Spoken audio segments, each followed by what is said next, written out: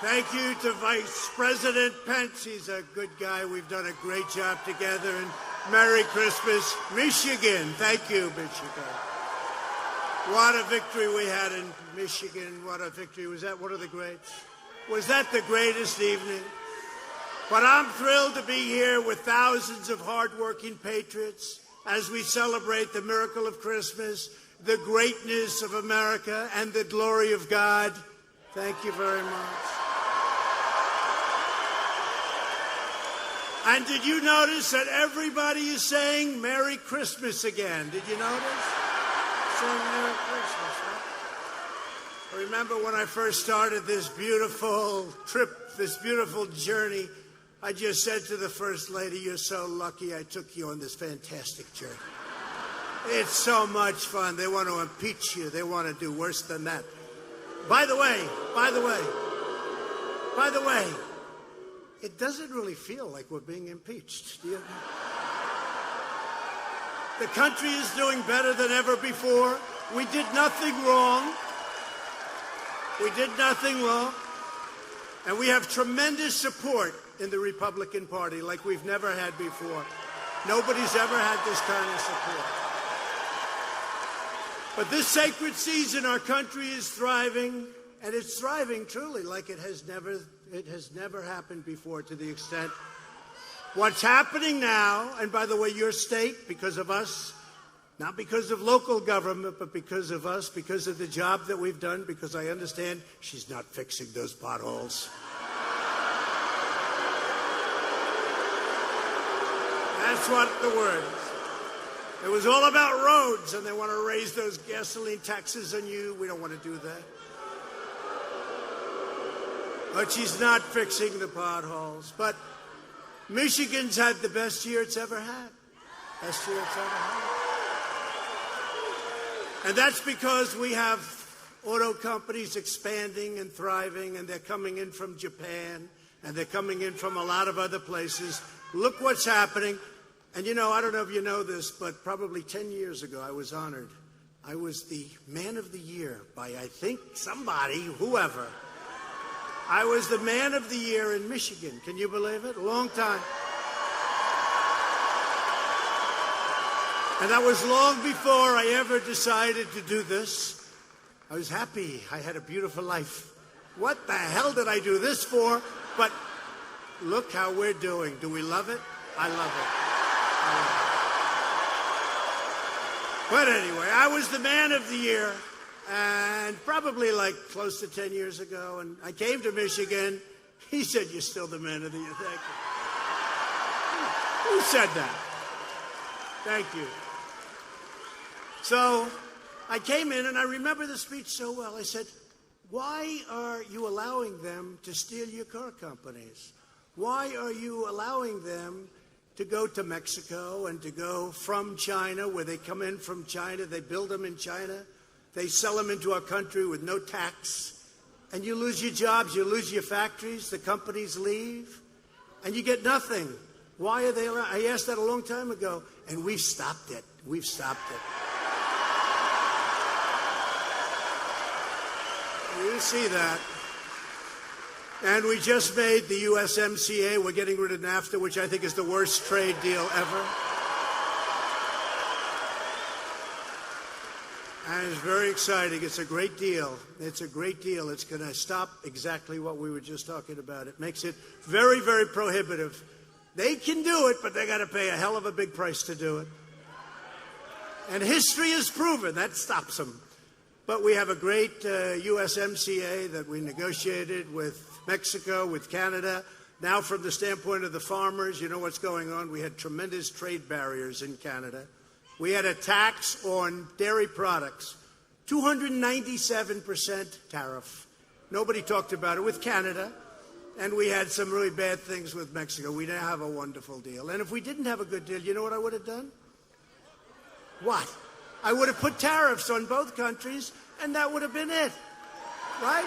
And that would have been it. Unfortunately, the deal's been sitting with Nancy Pelosi for a long time. And what happened? And she had a lot of pressure, especially from manufacturing areas, farm areas, a lot of pressure. to sign it. So here's what happens. So I get along with labor. You know, I had a lot of union labor. Vote for me. Tremendous amount of labor. In New York, where I come from, we have a lot of unions, and that's okay. That's fine. So we left a little stuff for the union because we figured to get it signed, we'll give a little bit, and we did it. And we have one great deal, and now you have the Democrats trying to take credit for this deal, and that's okay. Whatever it takes. For 7 months it sits. They don't do anything. We give. And by the way, I spoke to the unions the day before. I say, fellas, you got to get it done. And, you know, and union labor loves me, and I love you too, sir. I love you too, sir. So we have a great deal with Mexico, with Canada, and it is true. I say it out loud because I say it to them right now. If they ever wanted to break the deal, that's okay. If somebody wants to break a deal with me, you always have to have an alternative, right? And this country, the deals we made, you know, we did a deal with South Korea, that's great. We did a deal with Japan, $40 billion deal with Japan. And that was just a little piece of a deal, okay? That was a piece of a deal. And I said to Japan, look, you got to make this deal, or we're going to put a 20% tariff on the cars, and that's more money than anything we're talking about. So we have, that's all right. That's all right. That's all right.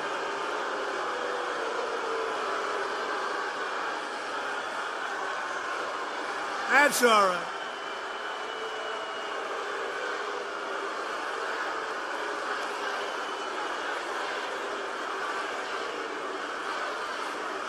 Now get her out.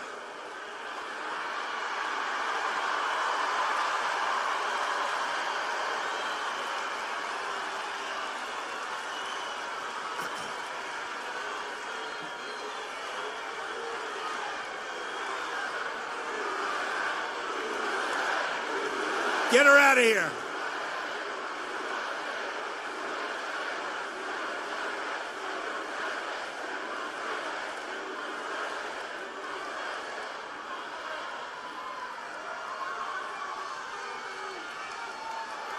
Oh, well,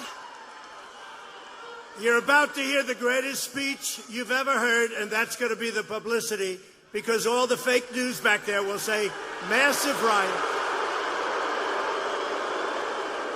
Massive riots. Fake news. But seriously, look, they won't say it. They won't say it. Because when we have protesters all in favor, they don't talk about it. But there's a slob. There's a real slob. Wait. Wait a minute. She'll get hell when she gets back home with Mom. But she made, look, she screams a little bit, and you know what I like to do? Avoid them. Because, you know, I'll tell you the big problem. I could hardly hear her. What happens is all of you people go crazy. Look. And the place, okay, so there's one disgusting person who made, who made I wouldn't say this, but made a horrible gesture with the wrong finger, right? Now, they won't say that, the fake news. They won't say, if one of us did that, it would be like the biggest story ever. I think it's terrible. And I'll tell you the other thing. I don't know who the security company is, but the police came up, but they want to be so politically correct. So they don't grab her wrist lightly and get her out. They say, oh, would you please come? Would you please come with me? Sure. Ma'am, would you? And then she gives the guy the finger, and oh. You got to get a little bit stronger than that, folks. No, I hate to see it. I hate to see it. But, of course, the guy's afraid that, you know, he'll grab her wrist lightly and he'll be sued for the rest of his life, that you've destroyed her life. No, but I think it's a terrible thing. And here's what happens, though. These fakers back there, they're the most dishonest people in the world. They'll go back.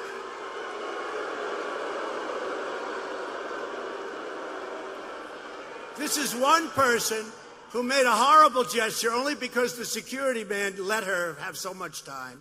And usually, I have to say, the police do an incredible job. It's incredible. They do it so quick. And they're going to make that like it was the biggest event, like, you know, so just forget it. We know what's going on. And that's the good thing with live television. Look at all that live television back there. So in addition to the USMCA, which is going to be great for the automobile business, should even be good for the cereal business, Battle Creek. Battle Creek. I've been eating Battle Creek cereals for a long time. Too much. Too much. They're still making great cereal, right? I hope. I know the area is doing good. But in addition, we made a great deal with China. And, you know, China's paying us billions and billions of dollars a year. They never gave us 10 cents. They've given us $1 billion. And we're leaving the 25% tariffs on $250 billion. They didn't mention that. We're leaving, you know, we're making another group of tariffs, 7.5%. This gives us a lot of currency to do the Phase 2 deal, which they want to start. But we're taking in billions of dollars, and to help the farmers who were targeted, $16 billion and $12 billion the previous year, helps the farmers. So you know what we do? Out of that big check that we get, that money flows into the Treasury, right? Out of the big check, we gave the farmers $16 billion and $12 billion for the previous year. And you know the incredible thing, and I was with a lot of farmers. I was with a group of 36 farmers at the White House. You know what they said to me? I said, don't worry about it. We're going to take care of you guys. And I used a bad word. You know what word I used? We're going to get you a subsidy. And they said, this 2 years ago. I said, how much were you targeted for? This was the first year. 12 billion, sir.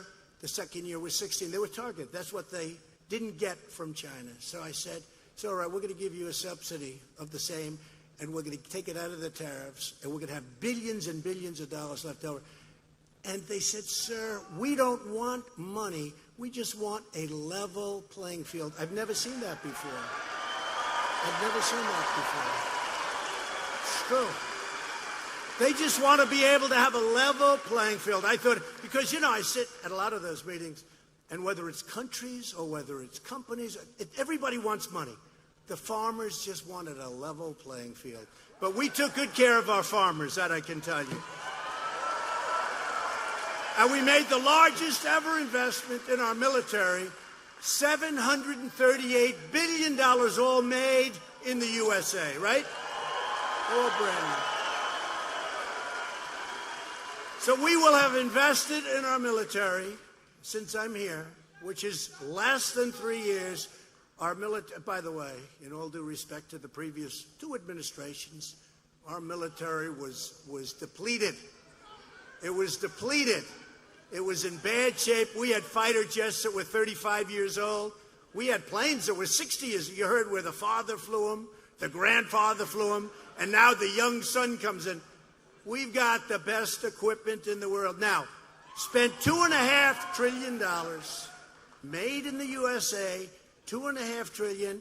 We will shortly, that'll be all finished. We're going to have the greatest, we have the best planes. We're going to have the best ships. We're building a lot of ships now. We're building the most powerful weapons in the world. Now, we don't want to even talk about it. We never want to use them. But you know the way we're not going to have to use them is if we have them. We're building submarines, the power of which nobody's ever seen before. Nobody's ever seen before. You know, it's funny, we have these companies come in. I like to make good deals. You like to make good deals. That's what we do, right?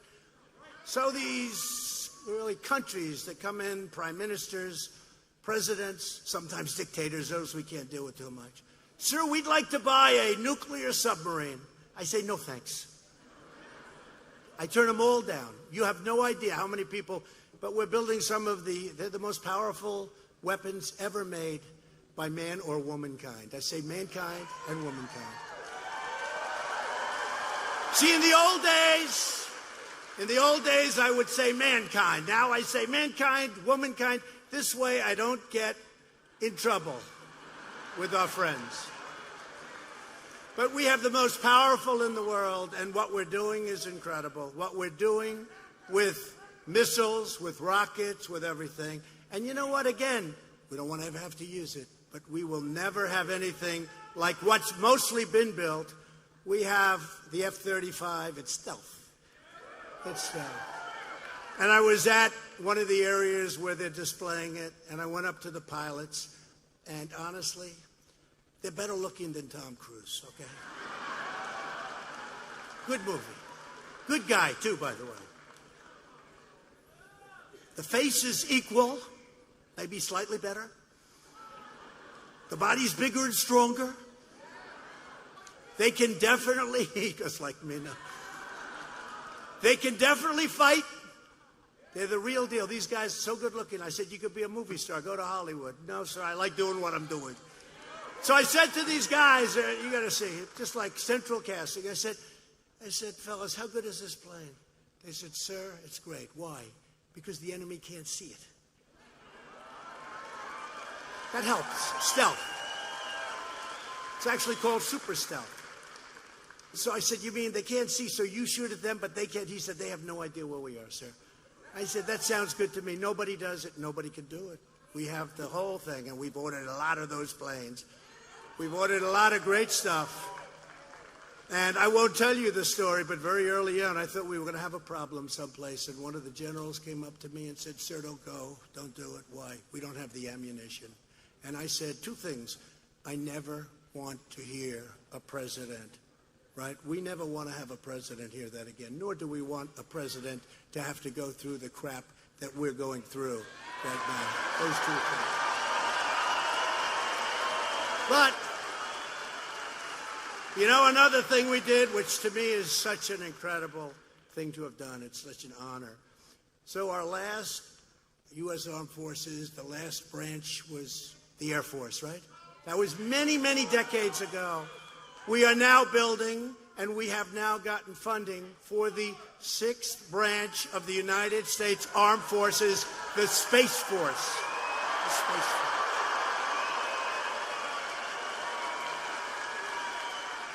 So I'll be able to tell my kids someday and everybody else, see that Space Force? That was my baby. And you think that was easy? That's not easy.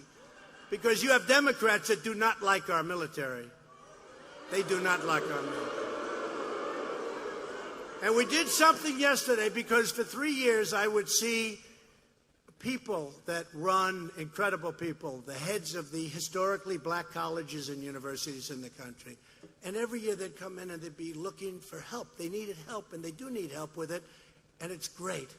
And they do an incredible job. So many great schools, but they need help. And every year they'd have to come and come. I got to know them, actually. I said, the only bad thing is you won't see me too much anymore because we just provided record funding for our nation's historically black colleges and universities.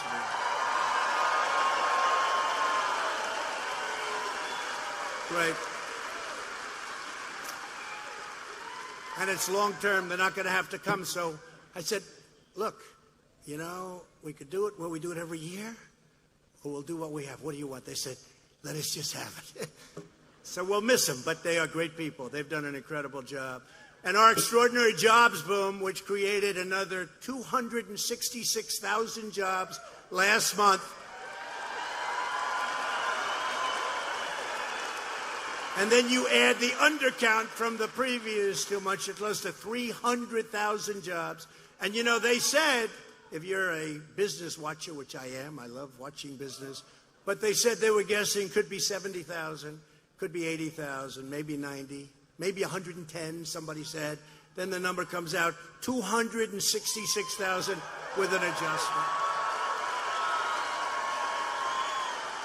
Remember about 4 months ago when we had one little period, right? We had one little period where there was a little downturn. They said, oh, we think we're going into a recession. I said, don't worry about it. We think we're going into a recession. They were willing to lose their wealth. They were willing for their stocks and whatever the hell they own. What do you guys own back there? Let it go. They'll go bust. They don't care. Anything to get rid of us. Not me, us. And you know what? Then all of a sudden, and now for the last couple of weeks, we've set brand new records in the history of the various stock markets.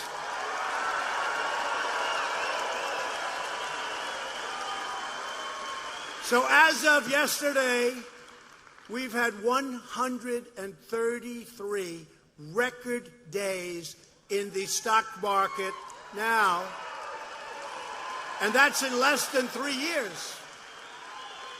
So when I see that, I don't care, because I'm not allowed to have stock. I can't have stock. They consider it a conflict of interest, and that I can't understand. I mean, I can't. But you know what? I'll tell you what I see tremendous job growth because we're setting records. But you know what I also see? The 401ks, where people are up 90%, they're up 97%, they're up 82%. I tell you the story all the time. I mean, I have people coming up to me. A man came up, a policeman. I've told the story, but I've had many, so many times. But this guy in particular, because it was early. And that was a year ago. That was a long time ago. Right now, it's much higher than that. But he said, "Sir, I want to thank you. My wife thinks I'm a loser. All my life, we never did well with the 401ks, with stocks. Everything I invested, I'm up 72%, sir. She thinks I'm a financial genius. She's so in love with me. She's so in love." She said, "Darling, I think you're one of the greatest investors. Why don't you do this professionally?" And I don't even know what I'm doing, sir. I just have all these stocks.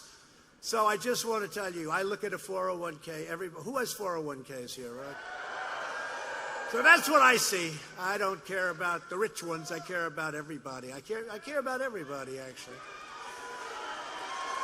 So, Ford Motor Company just announced that it is investing $1.5 billion in 2 auto factories in the Detroit area, creating another 3,000 Michigan jobs.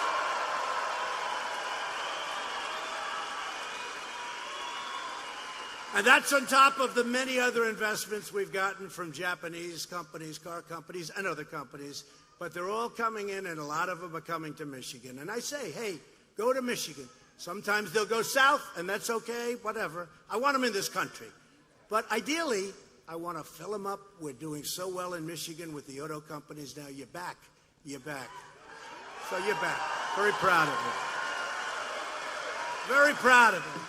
But while we're creating jobs, fighting for Michigan workers, and achieving numbers that you've never seen before, incredible victories for the American people are happening. The radical left in Congress is consumed with hatred and envy and rage. You see what's going on. I'll tell you, these people are crazy. You ever hear it's the economy, stupid? You know, that was Clinton saying, if you have a good economy. I have the greatest economy in the history of this country. And nobody talks about it. Nobody talks about it. You know, if you're a Democrat, they say, oh, it's if the economy's any good. And let me just tell you a little secret. If crooked Hillary would have won, your economy would have crashed. You were going down. The regulations were taking it down. The taxes were taking it down. Instead of being up 92% or whatever you're up, a lot, you would have been down. You would have been in less than half. It was crashing. For all those people that would say, oh, it's the Obama. Let me tell you something. You were dying. And if you look at that first period of a couple of months, it was a disaster. But it was heading south. As sure as you're standing, and I'm sorry we couldn't get you seats, we didn't have any room. And by the way, 20,000 people outside had to leave. You know? It's so cold outside, we told them, don't worry about a screen, go home.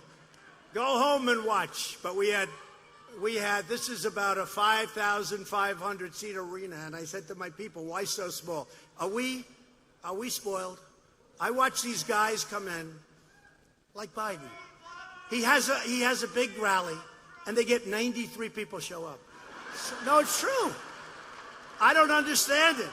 And did you see the new polls from USA Today came out? I'm killing everybody. And they hate me. USA Today hates me. USA Today hates me.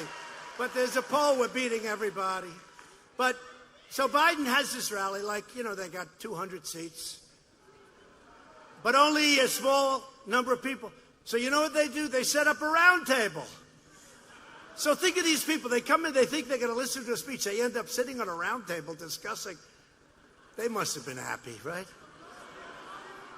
We don't have enough room for round tables. I'm sorry, Father. No, they set up a round table, but I think we're doing great. And you know, how do you beat what we've done? With the economy, with our great vets, with choice. You finally got choice. They've been trying to get it for almost 50 years.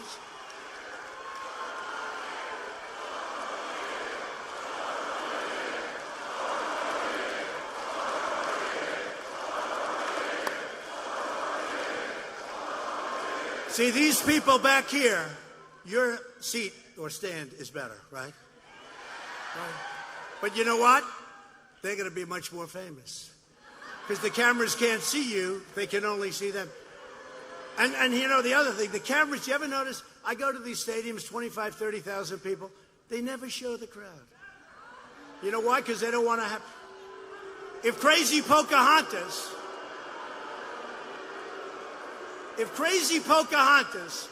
goes to the middle of Central Park or whatever park, she's in Manhattan. You got me. And people, I mean, I could have Barron Trump go into Central Park and he'd get a crowd that would be just as... He's 13. He'd get a bigger crowd.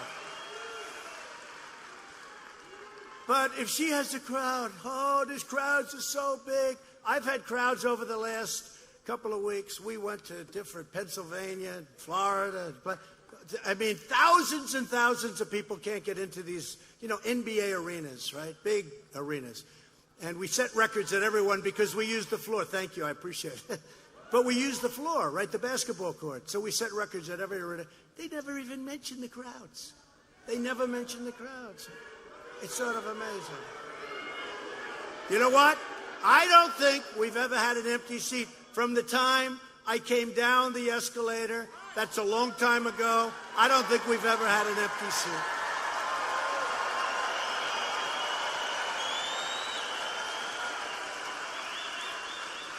Now, what the crooked media does, though, if you got, like, over here, look how packed it is, and there's thousands outside, but please go home, you're going to catch a pneumonia. But here's the thing. If this man and that beautiful woman happen to get up because they want to go to the bathroom, those cameras will turn to those two seats, and they'll say, Trump was unable to fill up the arena. You know? I always get nervous when I see I know they're coming back. Nobody ever leaves our speeches. Because is there a better place to be in the world than a Trump rally? No. But every time I see a man get up, I see a beautiful woman with a baby, and they're getting up. The baby's going crazy, and they're getting up. They're going to take it. But I know they're going to be right back. And I say, fill those two seats. I don't want them to see it because they'll say, couldn't fill up the arena. These are truly dishonest people. Okay. After 3 years of sinister witch hunts, hoaxes, scams, tonight the House Democrats are trying to nullify the ballots of tens of millions of patriotic Americans.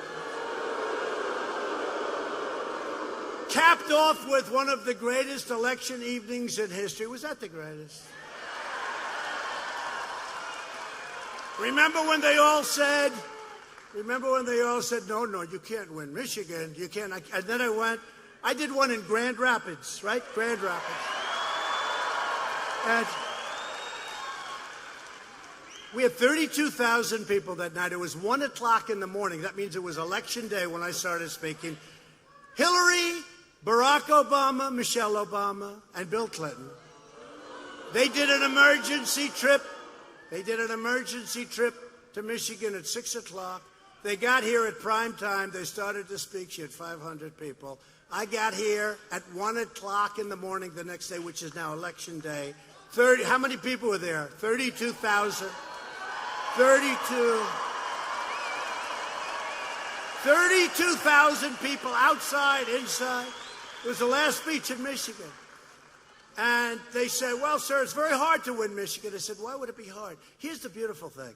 Everything I told you, I've done, but much more so. I said I was going to bring car companies back. I said I was going to bring in. I just hope you people know that. I just hope you know it. But I'll never forget that night. And, in all fairness to Bill Clinton, he used to be a friend of mine until I ran for office. I like him. But he told, the way they tried to shut him out, right? Because he's a pro. He's an instinct guy, right? He's instinct. He doesn't need polling companies and all. Who the hell wants him? If you want a polling company, pick up the newspaper. The problem is the newspaper polls are more fake than the news they write. They write fake polls. It's true. They write fake polls. You call them suppression polls. You read them and you get depressed because it looks like you're doing badly. They do that. I think it's almost worse than what they write, and you can't get much worse than what they write. So what happens is Bill Clinton said to Crooked Hillary, his very dishonest wife, said, Crooked Hillary, do you think he calls her Crooked Hillary? Maybe he just calls her Crooked. He said, Crooked, I'm telling you, Crooked, I don't like what I'm seeing in Michigan. I don't like what I'm seeing in Wisconsin either. Said, I took a trip to Wisconsin, and I'll tell you what, they had those Trump-Pence signs all the way to the convention area. Every lawn. I don't like Wisconsin. And they said, oh, don't worry about it. What the hell does he know? They told him, what do you know? Remember they shut him out at the end? They didn't want him talking. He was right. I mean, I don't want to cause any problems in the family, but he was right. But he talked about Wisconsin, and he talked about Michigan. He said, Crooked, I'm telling you, Crooked, I don't like what I'm seeing in Michigan.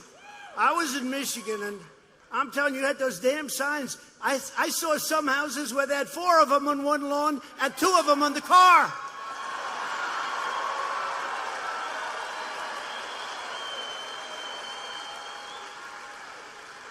And he said, you horrible human being, you better start listening to me because you're going to get your ass whooped. And you know what happened? She didn't listen, fortunately. And she didn't come to Michigan enough. And she didn't come to Wisconsin, I think, at all, right? Because her polling data looked good. It looked good to me, too. Every time I went there, we had these crowds. So we won Wisconsin. We won Michigan. And the great Ronna McDaniel. Where is Ronna? Ronna. She was so horrible. I didn't know her. Ronna McDaniel. And she was so aggressive. She kept calling and said, could you please come out to Michigan? I said, who the hell are you? And I said, what do you mean, another trip? So anyway, we had these big crowds. I made it again. Then finally I said, 2 weeks out, I said, Ronna, no more. We're going to win it or we're not. No, okay, I promise. 2 days later, I get a call. Sir, could you please come out to Michigan one more time?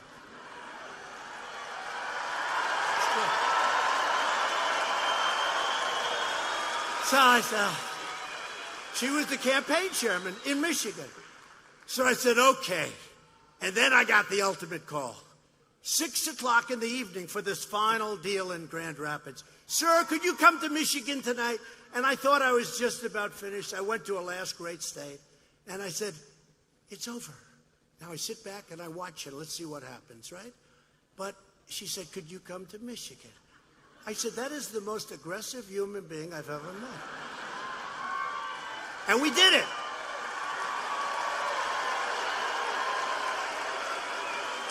And we won Michigan. And the word is that we're much higher right now in the polls than we were ever in 2016 in Michigan. You better remember when you walk into, it's November 3rd this time. November 3rd. By the way, though, that evening, that incredible evening in November, right? One of the biggest nights in the history of television. You never hear them say it, so I might as well. That election, and my debates, you see their debates are dying. Who wants to watch Buttigieg? Buttigieg. You know that you pronounce it, they say, I heard some guy saying, no, because it's an unpronounceable name. That's why they call him Mayor Pete. Right? Mayor Pete. Mayor Pete. Mayor Pete! I've had you up to here, Mayor Pete. No, Buttigieg is leading. How does No, you say it this way. You say it, they call him Mayor Pete because nobody can pronounce his last name. That's the only, people think it's such. By the way, you know what? I'm not going to say bad things about him. You know what? I'd love him to win. I thought I knocked off Pocahontas. I did it a year too early. A year too early. I give her credit. She then started to come back. I don't think she's going to make it, though. She's gasping. She's gasping for air. But I saw them pronouncing Buttigieg. And they said, here's what you do. Boot, edge, edge. Say edge like the edge of a building. Edge, edge. Boot, edge, edge. Alfred E. Newman. You got to be older to know what that means. But congressional Democrats are directly attacking 2.3 million Michigan voters who rose up in 2016, won the state, and now the Democrats are very upset. They want to get Michigan back. They just don't know how to do it because they didn't do a thing for Michigan. They didn't do anything for Michigan. You just lost. All they did was take away your companies and let them go to Mexico and other places. You know, I don't know if you know it, Mexico has 32% of your car business. You know that, right? Not because of me. They're not moving. But Mexico has 32% of our car business moved to Mexico. Can you believe this? Before I got there. But that's what I used to talk about. I said when I was honored that night, I said, how do you let this happen? How do you let all these companies leave? It used to go. It's probably maybe the single biggest reason I ran for president. It might be the single, and I had a lot of them. Immigration, I had a lot of them, but that may be the single biggest. With today's illegal, unconstitutional, and partisan impeachment, the do-nothing Democrats, and they are do-nothing, all they want to do is focus on this, what they could be doing, are declaring their deep hatred and disdain for the American voter. This lawless partisan impeachment is a political suicide march for the Democrat Party. Have you seen my polls in the last 4 weeks? It's crazy. You know why? Because people, we have an election right down the road. I announced 3 months ago that I'm running, right? I'll give you a little clue. I announced because I figured once I announced they'd never impeach, nobody would be so stupid. But they've been trying to impeach me from day one. They've been trying to impeach me from before I ran, okay? Because if you remember, when I ran, I went immediately to number one, never came off number one. We had center stage from day one in the debates. So we had, 14, 15 debates. We had a total of 18, actually. People forgot there was one that they never talk about, but that's okay. But we had 18 people, and I was center stage. And I said, wait a minute, this is no good. I want odd numbers. Because if you're center stage, if you have a 10, that means 2 people are in the middle. So I said, make it 11 or make it 9. Okay? Or I'm not showing up. And generally they did it. Because we were way ahead from the beginning, but I made a lot of great friends out of that group, and many of them are good friends today, although you wouldn't know it based on they say that was the meanest. That was a pretty mean primary, you got to say. Wasn't that fun? I liked it. Through their depraved actions today, crazy Nancy Pelosi's House Democrats have branded themselves with an eternal mark of shame, and it really is. It's a disgrace. Democrat lawmakers do not believe you have the right to select your own president.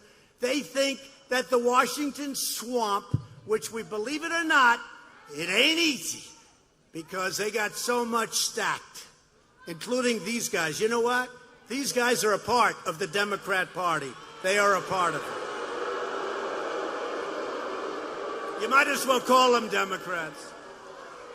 No, the media, look, I know, It's hard for somebody to know if you're not the subject, because how do you know the New York Times is totally dishonest, or the Washington Post, or ABC is so bad, CBS so bad, NBC? I made a lot of money for NBC with The Apprentice, right? A lot of money.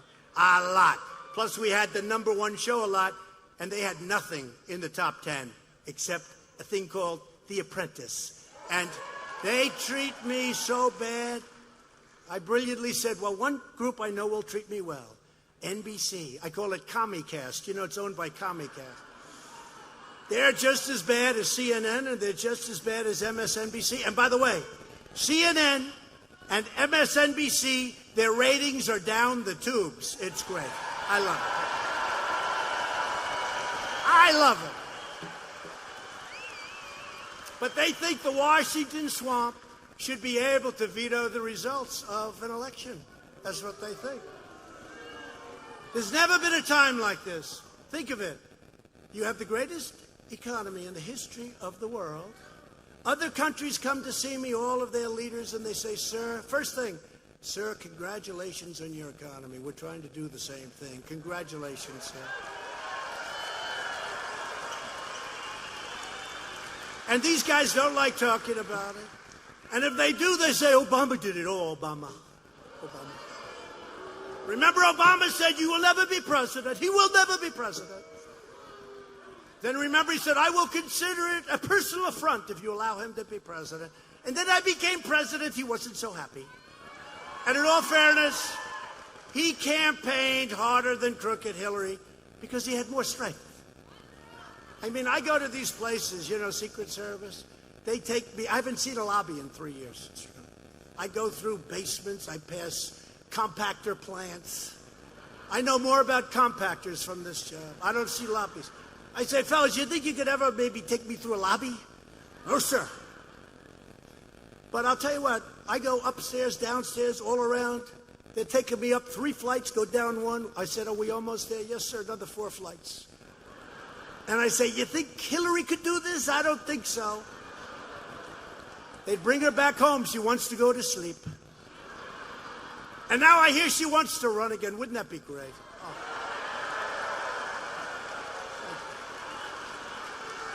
Thank you. Oh, would we love that? You think the Democrats are screwed up? Wait till that happens. Wouldn't that be? Oh, there's my guy.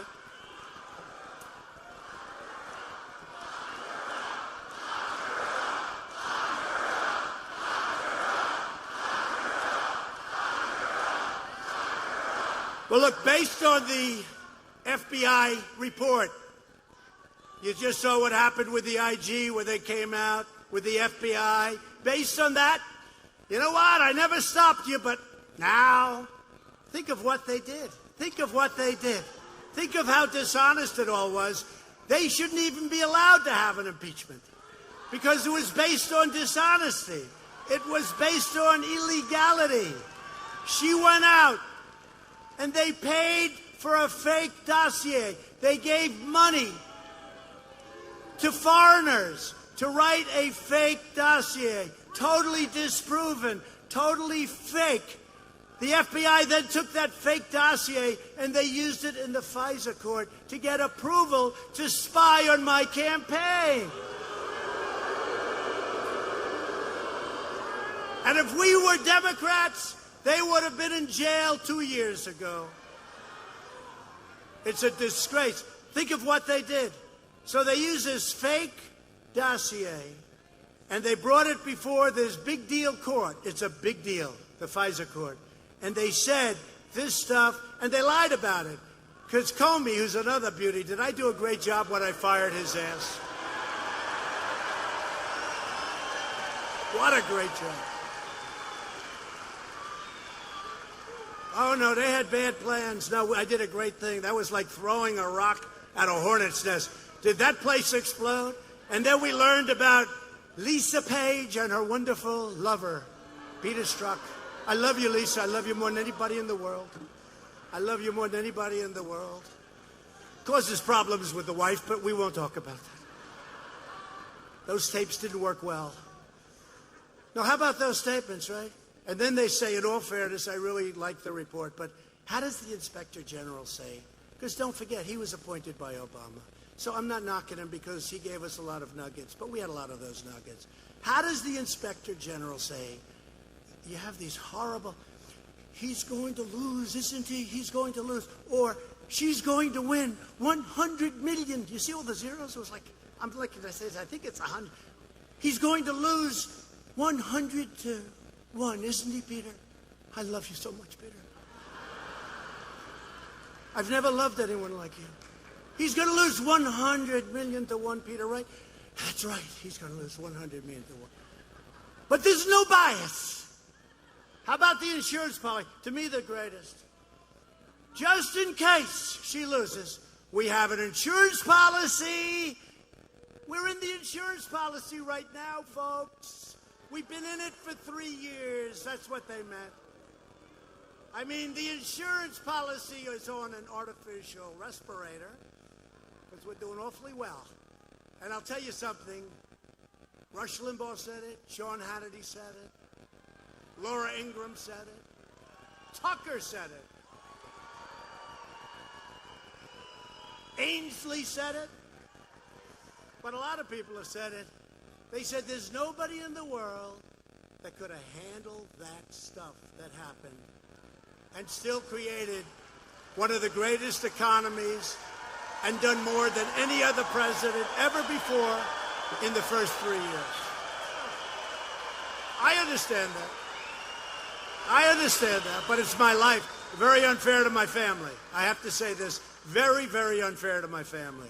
What they put my family through is a disgrace. Me, it's my life. It's fine. I do. But you know what? What they put my family through is a disgrace, and they ought to be ashamed, and we should get apologies all over the place. So yesterday I sent Pelosi a letter denouncing and condemning her party's outrageous abuse of power. That's what it is. They have nothing. They're the ones that should be impeached, every one of them.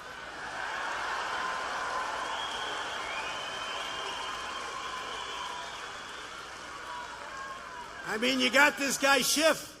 He makes up a statement, and he goes in front of Congress where he has immunity. And he makes up a statement from me that's totally fictitious, totally out of thin air, the worst statement I've ever heard. Many people saw it. I had a person 2 weeks ago said, I didn't love the statement you made. I said, really, didn't you read the, transcripts? And I always say, read the transcript. But didn't you read it? No, I heard it on television. I watched Adam Schiff. He made it up. I then sent him the transcript. He said, oh, now I feel better. That's perfect. I call it perfect. He called it perfect. Everyone calls it, if you read it. But here's the thing. He makes up this statement, and it finished. Didn't he have 8 quid pro quos? 8. Could you imagine you're dealing with a country, and you say 8 times that you got to do something. The first time, they say, oh. The second time, they say, that's strange. Third time, they say, what's wrong? You said 8 times? 8 times. They'd have you arrested, they'd have you put into an insane asylum. But he actually said, I think he said 8, not 7, 8. And then he finished with, don't call me, I'll call you. Can you imagine? The President of the United States, don't call me, I'll call you. You know what that is? That's a mafia statement, okay? That's the head of the mafia saying, don't call me, I'll call. This guy actually said that. And then he walked away. And people became incensed because they knew that wasn't the people that read the thing. Most people believed him because, he's a corrupt politician, 100%. No, he's a corrupt. And then I see him. By the way, you ever see this guy? He walks up to the mics. I mean, we're not in all fair. Look, I don't want to be, because with me too, I never even think about looks anymore. Okay, I don't talk about looks of a male or a female. But in his case, let's just say, last time I'll ever refer to this. He's not exactly the best-looking guy we've ever seen. So, no. Any mic. He walks up to the mic. And he's so, this is a sad, sad day for America. Our president is an employee of Russia. I have absolute proof that the president, this is at the beginning, and every week they say, where's the proof? It's coming. It's coming. Then we get the Mueller report. Nothing. And I'll tell you what, I know some of the people in this audience. If I spent not 45 million, not 18 Trump haters, okay? I call them the angry Democrats. It was 13, then it went to 18, and then Mueller. Did Mueller do a good job? Did he do a good job? How was his performance in front of Congress? Not the best. But think of this, 45 million they spent. And I heard somebody say, well, we got back some of that money. Let me tell you, you cost this country billions and billions and billions of dollars in all of the things that didn't get done, in all of the embarrassment to our country. You cost billions and billions of dollars, and it was a hoax. But this guy Schiff, I have absolute proof. I have this, I have that, I have that, this, that. Anytime he sees a camera, and he's stone-faced, right? Stone-faced. He's a pathological liar. He gets up, and I've never seen anything like it. Even I was saying, I wonder what he has. What does he have? He says, I have absolute. I said, I haven't spoken to Russia in years. What the hell do I have to do with Russia? But this guy gets up. Oh, I think we have a vote coming in. So we got every single Republican voted for us. Whoa. Whoa. Wow. Wow, almost 200. So we had 198, 229, 198. We didn't lose one Republican vote. And 3 Democrats voted for us, Haley. Haley! Wow. Thank you, Haley. Great job. Wow. The Republican Party has never been so affronted, but they've never been so united as they are right now. Ever. Never. And I know the senators, and they're great guys, and women, too. We have some great women. We have great guys. They're great people. They love this country. They're going to do the right thing. They're going to do the right thing. So I said in my letter to Pelosi, I love that. Usually there's 1, 2. The Republicans, look, I've said it for a long time. The Democrats are lousy politicians. They really are. They've got horrible policies, open borders, crime is fine, drugs pouring through. I mean, think of what they do. Sanctuary cities, they love sanctuary cities, They're lousy politicians, but they have one thing, 2 things. They're vicious. They're the most vicious people. The Republicans aren't as vicious. They may learn to be vicious after going through this stuff.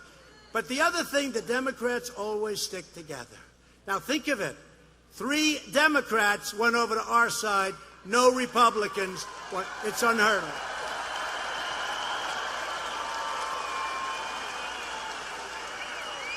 And by the way, this is for 100 years. I'm not just talking about this little point in time. The Republicans are known as it's always harder to stick together. These people are great. We have a great Republican Party, and we have to get that change. We have to take back the House. You'll have the greatest health care ever if we take, and by the way, we had another victory. The individual mandate, just a little while ago, came over the wires. It was just upheld. The individual mandate is now gone, the most unpopular part of Obamacare. It was just upheld. So I said in my letter to Pelosi, by proceeding with your invalid impeachment, you're violating your oath of office. You're breaking your allegiance to the Constitution. You're declaring open war on American democracy. You dare to invoke the Founding Fathers in pursuit of this election nullification scheme, yet your spiteful actions display unfettered contempt for America's founding and your egregious conduct. And listen, though, it's so true. It threatens to destroy what our founders pledged and, in fact, their very lives to build. You are the ones interfering in America's elections. You are the ones subverting America's democracy. We did nothing wrong, nothing whatsoever. This was just an excuse. You are the ones obstructing justice.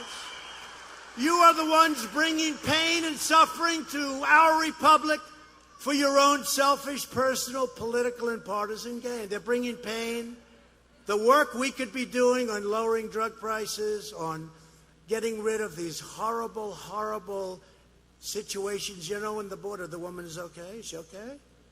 Okay. Thank you very much. Thank you. I mean, some of these people are waiting here for 3 days, right? Thank you. They'll come back. Come back. Thank you. Merry Christmas is true. But what they've done with this perversion, it's perversion. And when you watch some of these people get up and speak today, they don't even listen. Oh, you have violated the Constitution. Well, what has he done wrong? Well, we don't know that. They don't even have any crime. This is the first impeachment where there's no crime. I say, tell me what I did, please. Well, we don't know. You violated the Constitution. You had Turley, who's smart, Alan Dershowitz, these guys, all of them. They say there's no crime. There's no crime, right? There's no crime. I'm the first person to ever get impeached and there's no crime. I feel guilty. You know what they call it? Impeachment light. It's impeachment light. That's why, you know, with Richard Nixon, I just see it as a very dark era. Very dark, very, you don't even like to think. I don't know about you, but I'm having a good time. It's crazy. But I also know we have a great group of people behind us in the Republican Party. We really do. Maybe I wouldn't feel the same way, but we have a great group of people behind us. We had it in the House and we have it in the Senate. They're doing a great job. So I'm not worried. I'm not worried because it's always good. When you don't do anything wrong, you get impeached. That may be a record that will last forever. But you know what they have done? They've cheapened the impeachment process. And now anybody that becomes, you know, this is a sacred position. Anybody that becomes president, I mean, they could have a phone call and they get impeached. So if the Republicans, if you had a Democrat as president, we have a Republican House, they don't like the guy for whatever reason or the woman, they impeach the person. It's cheapened it. It's exactly what our founding fathers didn't want, and they said it could happen, and it's happened. But I know one thing, Americans will show up by the tens of millions next year to vote Pelosi the hell out of office.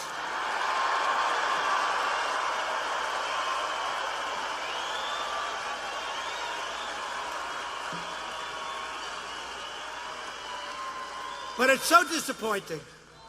I see a woman, Carolyn Maloney. She's a long time, nothing much, believe me. She's a congresswoman from Manhattan, East Side. I was with her, her first race, I helped her. She was always so nice. Oh, thank you. I made lots of contributions over the years. You know, in New York, if you're not, it's like purely Democrat, especially Manhattan. So what happens, I make lots of contributions, years and years and years. I go run. The first person I see, Carolyn Maloney. I raise my hand to impeach. Well, give me back the damn money that I've been paying her for so many years. Let her pay me back all the money. Let her pay me back all the money. Then you have this Dingle. You know Dingle from Michigan? You know Dingle? You ever hear of her, Michigan? Debbie Dingle, that's a real beauty. So she calls me up like 8 months ago. Her husband was there a long time. But I didn't give him the B treatment. I didn't give him the C or the D. I could have. Nobody would have, you know. I gave the A-plus treatment. Take down the flags. Why are you taking them down? For ex-Congressman Dingle. Oh, okay. Do this, do that, do that. Rotunda, everything. I gave him everything. That's okay. I don't want anything for it. I don't need anything for anything. She calls me up. It's the nicest thing that's ever happened. Thank you so much. John would be so thrilled. He's looking down. He'd be so thrilled. Thank you so much, sir. I said, that's okay. Don't worry about it. Maybe he's looking up. I don't know. I don't know. Maybe. But let's assume he's looking down. But I gave him A+, not A, not B+, not B. I gave him the A+. And she called me so nice. Oh, I won't go into the conversation because it's not fair to do that. But all I want to say is, let's put it this way. It was the most profuse thank you that you could ever get. On a scale of 0 to 10, it was a 10. Okay, so that was, what, February or something. Now they talk about this phony impeachment. And she's out there, well, we have to look seriously at our president because he may have violated the Constitution of the United States. And I can't be happy with that because I love our country. I love this and I love that. She loves everything. I said, she's a no. Okay? No, but I look at her and she's so sincere. And what happens? I vote to impeach Trump. And you know what? I didn't say, who the hell knew this was even going to come up? I went through the whole Mueller hoax. They did this big report. I was totally exonerated. They didn't even bring it up at the impeachment because I was totally exonerated. If they saw one little kernel, one little quarter of a sentence, look what they did with one word. Remember this. What did I do? What did I do? It's us. But they don't say it that way.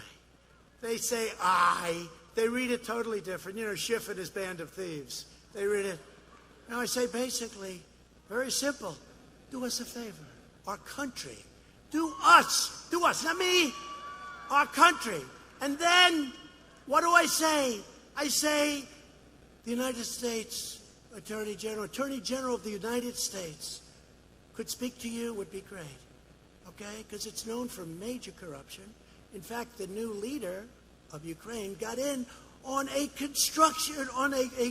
platform where he looks for all of the problems of dishonesty and everything that was going on in Ukraine, right? He looked for it. That's how he got into office. He got into office that way. So we take it, and they repeat it 1,000 times, and they never say it with the right. So I go wild, and we start, and the Republicans have got it right. Now we always correct them. But I use the word us. Us is the United States, our country. And then it actually says, I think, comma, country. But they don't say that. They say, do me a favor. How many times have you heard it? Where they say in a speech, and then the president said, do me a favor. Well, that's not what I said. I said, do us a favor, our country. And then I said, the Attorney General of the United States. I didn't say my campaign manager. Okay?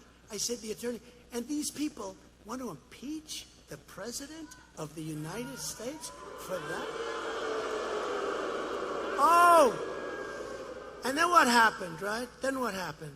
So then, the President of Ukraine, who's a quality person, said there was no pressure exerted whatsoever. That was a killer for the Democrats, right? Then his foreign minister said the same thing. He said, there was no pressure exerted whatsoever. There was no pressure. That's a killer. So now, did you see what the Democrats did a couple of days ago? They tried to say that he's not a strong person, that he was weak. They used the word weak, that he was weak. And under the power of Trump, he said, do you know how insulting that is? Anybody that becomes president of a country, and that's a big country and it's a tough country, you got to be tough. He's tough. But so what they're saying now is he was weak because the wording just doesn't fit, okay? These are really dishonest people. And if the press was fair, this thing never would have happened. So the House Democrats are surrendering their majority, their dignity, their reputations. They look like a bunch of fools. And I'll tell you, we have a lot of new stars in the Republican Party. I could read off a list of 20 names. But they're giving up their honor, and they'll receive a big backlash at the box office. When you take a look, that ballot box on November 3rd, I think we're going to have crowds like we've never had. And I'll tell you something. It used to be, that always say, oh, the Republicans. In 2018, I didn't run. Right? They all said, oh, we didn't. Well, actually, we picked up 2 seats in the Senate that these guys never talk about. We just approved 171 Supreme Court justices, federal court justices. 171 federal justices, including courts of appeal. 171. We'll be up probably by the end of the year to 182. And for that, I thank President Obama. He gave me 142 openings. You know? He gave me 142. I said to him, my people, I got there, because they say the most important thing you can do as a president is judges and Supreme Court. We have two great Supreme Court judges, right? Two justices of the Supreme Court, Kavanaugh, Gorsuch, two great men. They're great. And how about the pain that they put Justice Kavanaugh through, right? Over a phony deal, I hate to tell you. Over a phony deal. What a disgrace. What they put that man through and that family through. Just remember it come November. You got to remember. It's a long time. You know, in the life of Trump, 10 months is an eternity. It's a long time. Somebody said, congratulations, sir, you're going to win. I said, don't say that. Just don't talk about it. Let's always pretend you're 1 point down, like last time. Going to be close. No, it's going to be close. But what they put that man through was horrible. What they put his family through was horrible. And, you know, those stories largely have been recanted, and frankly, the ones that didn't recant, I don't know what a Supreme Court judge does, but he should sue them. He should sue them. So, we want to take back the House. We'll hold the Senate, and we'll keep the White House. You will have the greatest health care. You will continue with the greatest judges. You know, we have judges that are... We just had a great story in the Wall Street Journal. I have to be always very truthful, because if I'm a little bit off, they call me a liar. They'll say he gets a Pinocchio, the stupid Washington Post. They have Pinocchio. I mean, even if you like saying things perfectly, it's a Pinocchio. There's nothing you can say where you don't get a Pinocchio. But what happens is we have, Wall Street Journal the other day, got the best story. They said, whether you like him or not, the job he's done on judges and Supreme Court justices, but the job he's done on judges is amazing. Say it's the most important thing. See, I don't agree it's the most. I say defense is the most, the military is the most. But once you're beyond the military, I mean, to me, defense is the most important, because without good defense, maybe we don't need judges so much, right? It's like somebody said, well, we violated the budget. I said, do me a favor. Don't worry about the budget. If we're attacked and aren't doing very well, and somebody says, well, at least we have a good budget, that doesn't work too well, right? That doesn't work. So we have great military, we have great judges, we have great everything. Drug prices down. For the first time in 51 years, drug prices came down. And that was with no help from the Democrats. If they helped, because you need their votes, if they helped, I could get those drug prices down 40 and 50%. Okay? And we just approved, and we're approving very soon for the governor of Florida, Ron DeSantis, where he can buy, he has the right to go, we're giving him the right to go and buy from a foreign country where the prices for the identical drug are 50% less. And he's going to do that for the people of Florida. And we're going to do that for your governors if they want to do that. We'll get that down so far. Everyone in America can see straight through the Washington Democrats' phony, dangerous charade. Schiff makes up so many things. Pelosi makes it up, and she backs him up. I saw her on a television show. And George Stephanopoulos, that's another beauty. He said, even he said, he was defending me. I couldn't believe it. He made the statement. But you know, he lied on that. He made up the statement. No, he didn't. So that means Nancy Pelosi said no, the statement that he made up. But it's all going to end soon, and it's going to come out to a beautiful, great victory for the Republican Party and for this nation.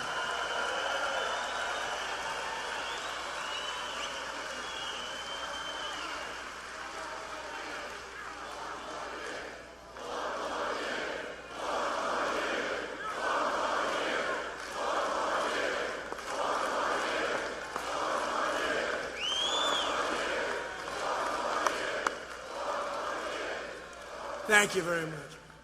So, that's it. We have the greatest country. We've turned around a ship. We need 4 more years. If we don't have it, now if you want to drive them crazy, we had one group in Pennsylvania. Some guy started screaming, 16 more years. 16. They went crazy. And you know what they don't understand? When I do get out, they're all going to go out of business. They're making more money than they've ever made. That crazy New York Times, one of the worst newspapers in the world, one of the most dishonest newspapers in the history of the world, totally phony. They came out with a story where it was a great headline for me, and the people that read it, the super radical left, they called and complained so much that they changed the headline and took it from positive to negative on a good story. Can you believe it? No, they're among the most dishonest people. But I'll never forget, before I took that great escalator ride down with our First Lady's doing a great job. Great job. I said, First Lady, you're so lucky I took you on this journey. This wonderful, beautiful journey. And it is. You know why it's a wonderful, beautiful journey? Because look at what we're accomplishing is unbelievable. It's unprecedented. It is unprecedented what we're accomplishing. We're so lucky. I say to all my people, I have great people in the back. I say, you folks are so lucky I took you on this. You could be home right now relaxing. But I'd rather be here, frankly, than any place. These rallies are great. They're inspiring. You are inspiring. And you know, it's funny. We're not even into election season. You know, it's a long way away. We're not even in it. And yet, I think the enthusiasm right now is greater than it was even before the 2016 election. Does that make any sense? I think a lot of it has to do with the witch hunt. A lot of it has to do with the phony witch hunt because you're smart people. You know, you're the elite. They're not the elite. You're the elite. You're the elite. You do better than they do. They talk about, don't you hate it? Well, the elite. Oh, really?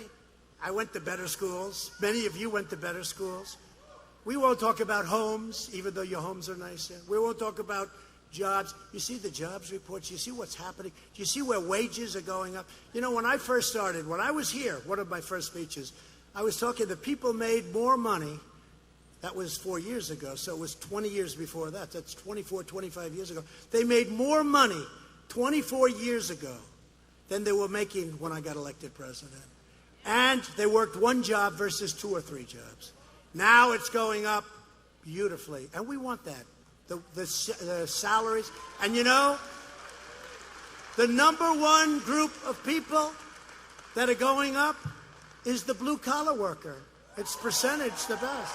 The blue-collar worker. They had 2 and 3 jobs. The blue-collar worker is going up the most. Anyway, so, and you know what else the thing I'm happiest about? African-American unemployment, the lowest in the history of our country. African-American. Remember I used to say, you remember, look at you. Are you the greatest guy?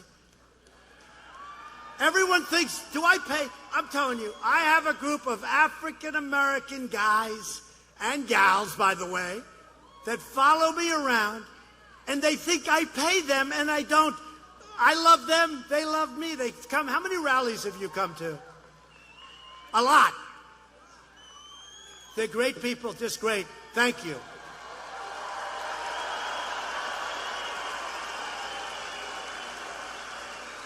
I don't even know who the hell he is. Is that right? I don't know him, but I like him. I see him at so many rallies. I appreciate it. You and your group, they're great people.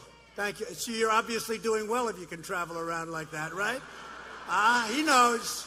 I appreciate it. I really do. I think it's fantastic. Thank you. Thank you.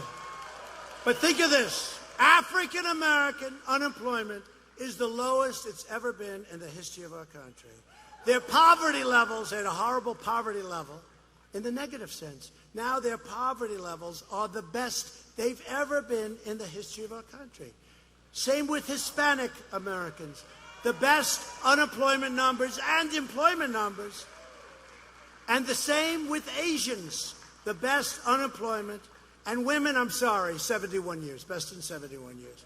I've let the women down. But I think within another couple of months you'll be historical. So only 71 years. The best in 71 years.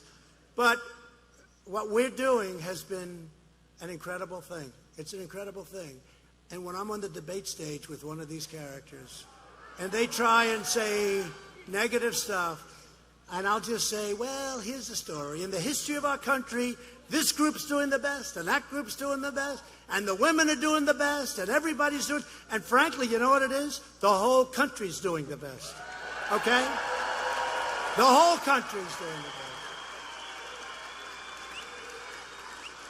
So we have records on everything, and yet they're trying to, and they really are, they've never said anything like it. They're accusing me, really, of doing what Joe Biden admitted what he did. How about this? They protect him. Did you see the crummy debate? Those debates are so boring.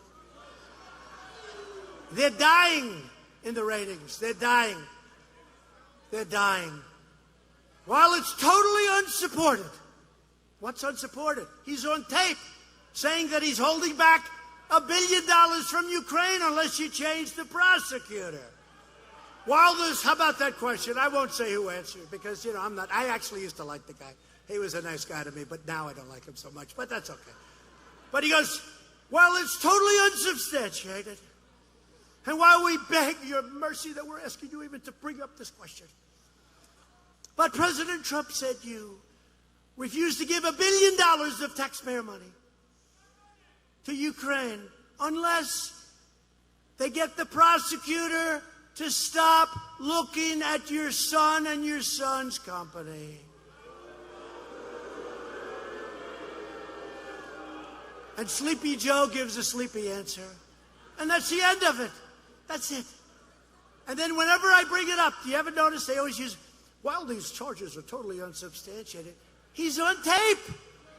If that were me, it's the electric chair. They would bring the electric chair back. Now the guy's on tape, and they always say it's unsubstantiated. It is not supported by fact. One of them the other day, they finally changed the word. It is not supported by fact. No, it's supported by tape. No, it's unbelievable. In many ways, I'd like to have him win. Because number one, he's going to have to eventually answer that question. And she said he doesn't know where he is. That's the other problem. Now, I've been doing this for a long time. And I have much bigger crowds than anybody's ever had in history. By the way, do you know what? I say it against the fake news. Because you know what they're going to say? Every stadium is packed. I give my people one instruction. Get the largest stadium you can get. Now, that's why I was a little surprised. But in Battle Creek, you don't have that many, right? Not too many stadiums. But I wanted to be here. You know why I wanted to be here? First of all, the crowd is incredible. The crowd outside. But let me tell you. No, you know why I wanted to be here? Because we have a lot of choices. But I wanted to be here because this area supported me so overwhelmingly. And I said I want to be there. Pretty simple. Pretty simple. Pretty simple.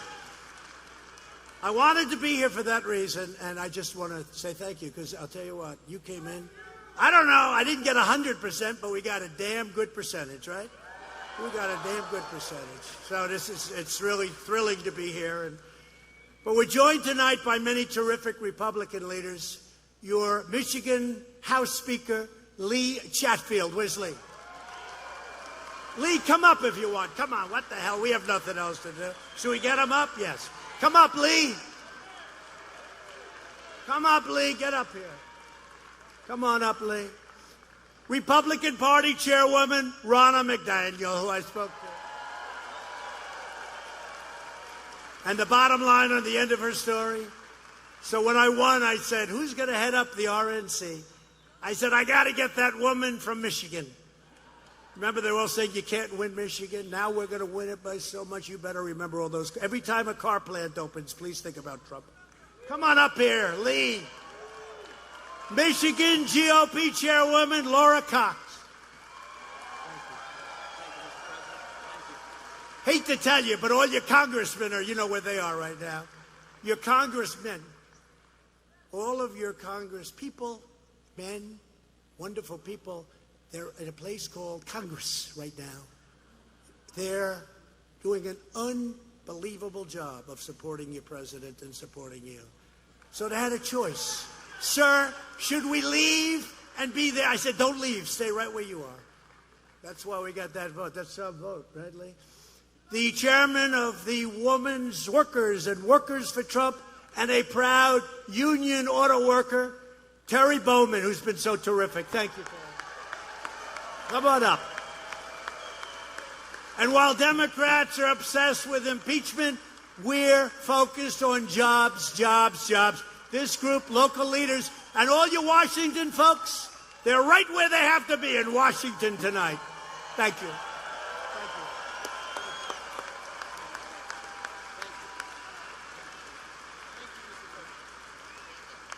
Great job. Thank you very much. We've eliminated more job-killing regulations than any administration in the history of our country, whether it's 4 years or 8 years, or in one case, much more than 8 years. In a period of 2.5 years, we have eliminated more regulations than any other president by far. You're saving almost $3,000 a year because of regulation cuts. Total income gains for median households will reach $10,000 a family. I'll give you a couple of quick numbers. So under President Bush, for 8 years, you saved $450, meaning you took in $450. Okay, fine. Under President Obama, you took in $975. Under President Trump, including the energy savings and the regulation savings and the tax cut savings, it's more than $10,000 in less than 3 years. Pretty good, right? So for 8 years, you had a $400, $450, and a $975. That's 8 years. $450 in less than 3 years. You had more than $10,000. That goes right into your pockets. It's one of the reasons our economy is doing well, because as they say, the consumer is doing better than they've ever done, and that's great. That's what we wanted. We've ended the war on American energy, and the United States is now the #1 producer of oil and natural gas on planet Earth. And these maniacs want to close it up. How about going to Texas? You know, Beto, what? Remember when he said, I said, oh, this guy's a loser. You know, a salesman, like if you're a great salesman, you never talk that you're a great salesman. You don't walk in and say, oh, I'm a great salesman. Any guy that does that, they're no good. It's those quiet type that get you, you know, the ones that don't talk. So Beto, when he first got in, remember this clown? He gets in. He gets in. I was made for this job, to run for president. After about 2 weeks, they killed him. He was gone. But you remember, he was against the Bible. He was against religion. He was against guns. And he was against oil and gas. And he comes from Texas. I said, that's the platform. Think of it. He's against religion. He's against guns. And against oil and gas. Think of it. Now, I don't like to bring it up because he's gonzo. But he comes from Texas. I said, Abraham Lincoln can't win in Texas with that platform. But they are, all of them. They want to close up your energy. It's a big deal. They want to close up your steel mills. They don't want your steel mills. Look at what I've done for steel. I mean, the steel is back. We taxed all of the dump steel coming in from China and other places, and your steel mills are doing great. They're expanding all over the country, and they were going to be out of business within 2 years. The way they were going, they were gone. United States Steel is spending now billions of dollars on expansions. Every major Democrat running for president has pledged to eliminate gas-powered automobiles and destroy the U.S. auto industry forever. And you know why? Because they have these maniacs that say, you got to go all electric. I want to have an alternative, a big alternative. And you can always have the alternative. And a lot of people don't know if the electric can ever catch the gas, you know. And by the way, there'll be different forms of energy coming along. But they want to close them up. And we're not closing them up. We're going to have lots of alternatives so that you can have it from a pricing, you can have it for a lot of different reasons. We're even bringing back the old light bulb. You heard about that, right? The old light bulb, which is better. I say, why do I always look so orange? You know why? Because of the new light. They're terrible. You look terrible. They cost you many, many times more, like 4 or 5 times more. And you know, they're considered hazardous waste. When a light bulb is out, you've got to bring it to a dump. So let's say over here in Battle Creek, where's your nearest dump? Okay, that's what, a couple of 100 miles away. So every time you lose, drive a couple of 100 miles. I said, how many people do that? Nobody. What do? They throw it in the garbage. But you know what it is? Because it's all gas. It's much more expensive, 4 or 5 times more. And I came into office, I did a lot of this. Sinks, showers, all of this stuff. I did a lot of it. No water comes out. You have areas where there's so much water you don't know what to do with it. You turn on the shower, you're not allowed to have any water anymore. I mean, we do a lot of it. Dishwashers. We did the dishwasher, right? You press it. Remember the dishwasher? You'd press it, boom, there'd be like an explosion. 5 minutes later, you open it up, the steam pours out, the dishes. Now you press it 12 times. Women tell me, again, you know, they give you 4 drops of water. And they're in places where there's so much water, they don't know what to do with it. So we just came out with a reg on dishwashers. We're going back to you. By the way, by the time they press it 10 times, you spend more on water and electric. Don't forget.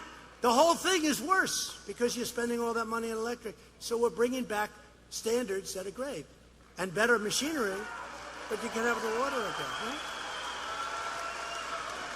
But with the light bulb, I said, what's going on with the light bulbs? So a lot of people are complaining about the cost. So I had a couple of experts come in. I said, tell me, what gives a better light? Well, we like the old light bulb better. I said, I like it better. And so what I did is you can have either one. If you want to buy the newer kind, you can. And if you want to look very handsome or beautiful by buying the older kind, like I do. So we're bringing back the old light bulb. So it's a much less expensive. It probably gives a better light, but whatever it is. And you'll be able to spend a lot less money for a light bulb. I mean, it sounds like little, but it's big stuff. Okay? It's big stuff. And we're doing it with a lot of other things, dishwashers, and, you know, I won't tell you one of the things, because every time I tell you, they do a big number on it. You know the one I'm talking about, right? Sinks, right? Showers. And what goes with a sink and a shower? 10 times, right? 10 times. Wow, Bob, not me, of course, not me. But you, him. But I never mentioned that, because one time I mentioned all 3. I said, sinks, showers, and toilets. The headline was, Trump with the toilets, toilets. That's all they want. They don't even mention it. So I didn't mention that, okay? I go off the record. But you know what? It's terrible. You want to wash your hands, you turn on the sink, no water comes out. So you leave the water go 10 times as long. It's the same thing. You have a shower. It's no good for me. For me, you know, the one thing that came out really good about being in this business, they always used to say I wore a hairpiece. It's okay, I know people wear hairpiece, but they always used to say, they don't say that anymore. Because I have been through the worst storms. If you wear one of those suckers, you got to give it up fast, because within 2 weeks they got you. You look handsome, don't worry about it. But in the last 2 decades before my election, we lost 1 in 5 auto manufacturing jobs in this country. The people are trying to impeach us for doing all of the things that they've wanted to do for so many years. And that's why it doesn't work. We look so forward to taking it on. And it is all about cleaning the swamp, draining the swamp. And we have a very, very big, bad, dangerous swamp. Okay, that's enough of that. That's enough. So, among the very first acts that I did was to stop the deal that would have dealt a death blow to the U.S. auto industry. I withdrew from the horrible Trans-Pacific Partnership that would have ended your auto industry. A lot of people don't know that, but I do. Remember TPP? We were basically ceding our auto industry to these countries that were just going to rip us off. The people that made these trade deals, it's like, where did they come? Like the one in Korea. That was a Hillary Clinton special. She said, this will produce 250,000 new jobs. And I said, well, what happened? He said, well, she was right, except it was for South Korea, not for us. No, it's true. It produced 250,000 jobs for South Korea. These deals were so bad, but now they're getting really good, and some of them are getting like great, and over a period of time, they're going to be phenomenal. Wait till you see the numbers that start coming out of this country over a short period of time. But we have to go through a little pain because we have to do it, and then they all say, we're going to withdraw. And then I say, you can withdraw. I don't care. We're putting tariffs on your country. Then they say, we'd love to make a deal, sir. The new USMCA has powerful protections to keep auto manufacturing jobs right here in Michigan where they belong. Since the election, we've created 41,000 brand new motor vehicle and parts jobs, manufacturing jobs. Remember the statement by President Obama? You'd have to wave a magic wand. Remember the magic wand? Because manufacturing. And I said, you know, that sounds strange. What do you do if you don't have manufacturing? How do you make things, right? Manufacturing jobs won't happen. Well, we've got 600,000 manufacturing jobs, and you're going to see a big, big increase. I mean, the truth is, we need more people. You know what? We need more people. We need more people coming into the country, and they're going to come in, and they're going to come in through merit, and they're going to love our country, and they're going to respect our country, and they're going to work. We do need more people. They're opening these massive, Foxconn in Wisconsin, they're opening these massive plants, and it's hard to get people. We want people coming in, but they have to come in they have to come in through merit. Fiat Chrysler recently announced a $4.5 billion investment in Michigan, including the first new auto plant in Detroit in more than a generation. And General Motors recently announced a $300 million investment at its Orion assembly plant right here in Michigan. Come on, General Motors, let's go.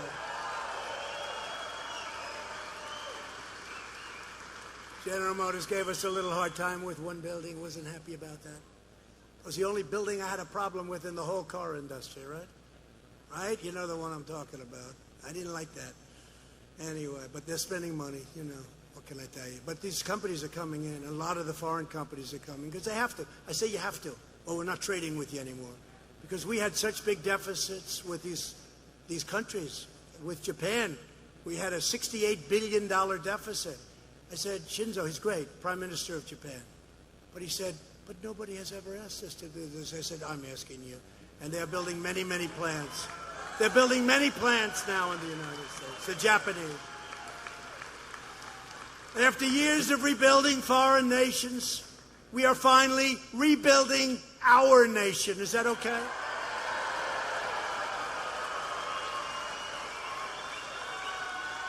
We were surrounded with globalists. You know, they think it's okay.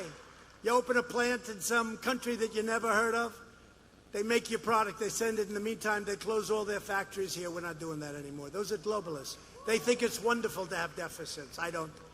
They think it's great. It's a great thing to have deficits. No, those are globalists. The globalists are passé. On no issue have Democrat politicians more thoroughly betrayed the American people than immigration. Every Democrat running for president wants to open the floodgates to unlimited refugees from all around the world, overwhelming your communities and putting our national security at grave risk.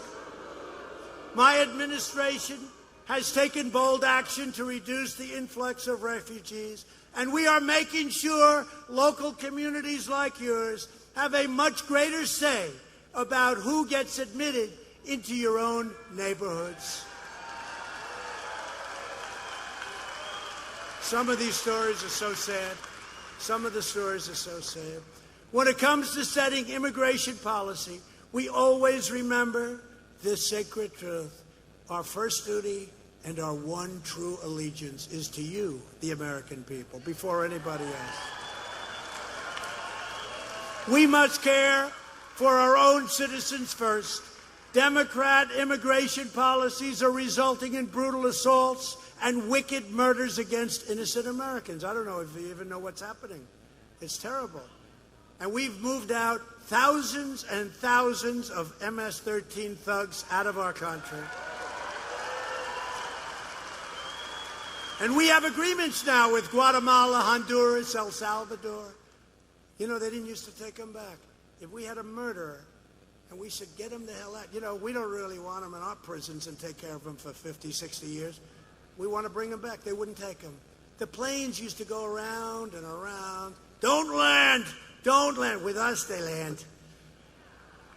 We worked out deals with every one of them. We stopped giving them all the aid. You know, we're giving them all this money, and then they said, we're not going to let you land. We're not going to let you take them back. I said, that's okay. $500 million we were giving them. I said, now we give them $5. We give them nothing. All of a sudden, they said, we would love to have them back. We would love it. It's wonderful to have them back. In June, 2 illegal aliens in Sandusky, Michigan, were convicted of sadistically beating and stabbing a woman to death with a kitchen knife. Then they hid her body in a water drain.